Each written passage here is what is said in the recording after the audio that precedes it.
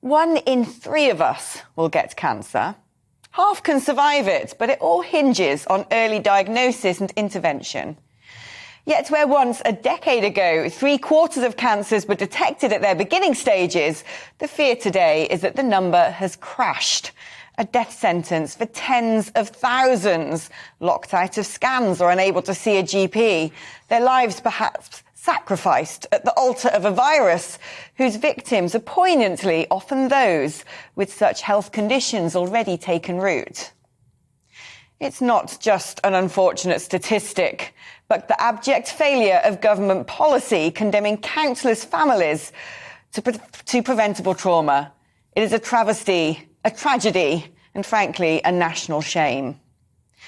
Well, joining me now on the show is Senior Clinical Lecturer at the University of Exeter Medical School, Bharat Pankhania. Bharat, it's fantastic having you on. Is this, do you think, down to COVID and so many services being shut off from those people who might have desperately needed them? No. My short answer is no. And let me expand a little bit more. So as a public health doctor, I always advocate and I always teach my students the way forward always is prevention. And unfortunately, with the serial, and I really mean serial reorganizations of the National Health Service and public health services, we have missed a trick. Not only missed a trick, we have destroyed systems. So what we really need is a good preventative program. And unless and until you have a good preventative program, you will get cases. Prevention is better, prevention is cheaper. So our preventative programs have faltered. Then the second step is the screening and early identification. And again, with respect to screening and early identification, we have faltered. So with respect to cervical screening, our uptake has taken a little dip. Breast cancer screening, it's taken a little dip. And then the other bit that comes to, which is by the time you get to the clinician. By the time you get to the clinician, you've got to do something about what I think is a tumor. Now, what do I do? By that time, we've already missed many opportunities. So what we should be doing is invest in prevention. It's cheaper, it's better. Thereafter, we need to get better streamlined services so that we don't miss early cancers and we intervene early. And we need to do that urgently. When you talk about preventative programs, are you outlining here sort of lifestyle medicine, the way people live, what they eat, whether they smoke, how much they drink? It is all of that and more. And really, it gives you a lot of, benefits for a given pound spent. So, for example, smoking cessation clinics have almost gone, or they are almost run on a low budget. Whereas if you had good smoking cessation clinics, you would be saving many lives.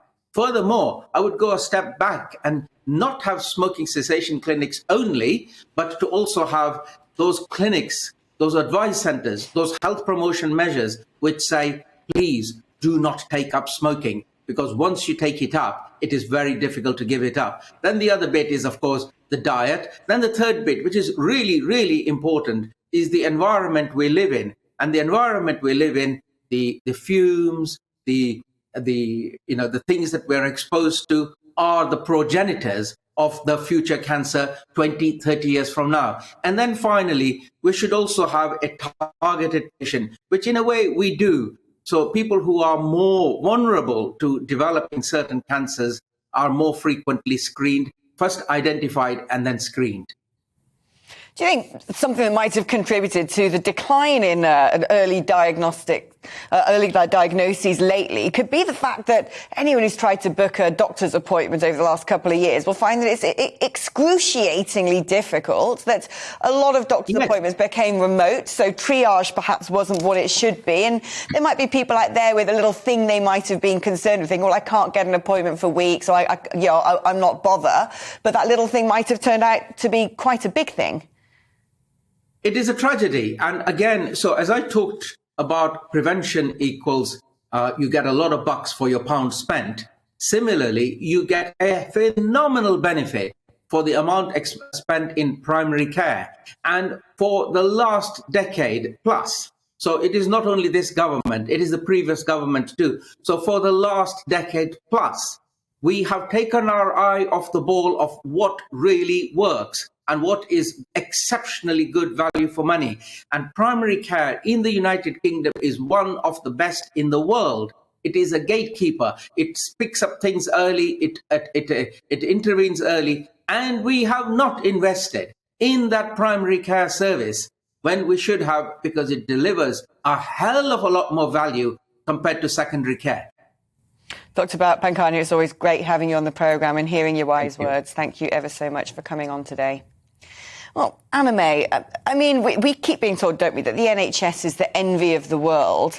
And, you know, I know more people who have passed away, what I would say is a result of COVID policy, than from COVID itself. And I wonder, as someone who's lived in 7 different countries, I fail to see why the NHS is the envy of the world. And these statistics don't surprise me. No, I've got, excuse me, a cough. I've got 2 daughters who are doctors, and I can tell you that that's the problem. There aren't enough of them. You can't just pull people in off the street from a recruitment agent to do jobs that these girls and boys and men have to do. It's highly specialised, and it's like squeezing an orange, and when you come to the end and there's just no more juice in it. That's what's happening to NHS staff at the moment. Their rotas are so punishing, so a lot of them are actually dropping down on their time because they're more than burnt out, and that was before COVID. And the GPs, I mean, I have a family member who was number 38 in the queue yesterday for an appointment. They held on for 96 minutes and it just cut off in the end. They started again, no appointments when they got through. So the system, there's not enough people in the system. The people who are there are brilliant, and they deserved every round of applause they got during COVID because that was tough on them. They don't get paid enough, they're working too many hours, and they just can't cope with the influx of people. So it's got to be forward planned. This can't be fixed next week because it takes 7 years to qualify as a doctor and then more after that to qualify into a specialty. So, I mean, I've had cancer twice myself and had the most amazing treatment, but I didn't feel like I was in a queue. Everybody feels like they're in a queue now. It's just absolutely shocking.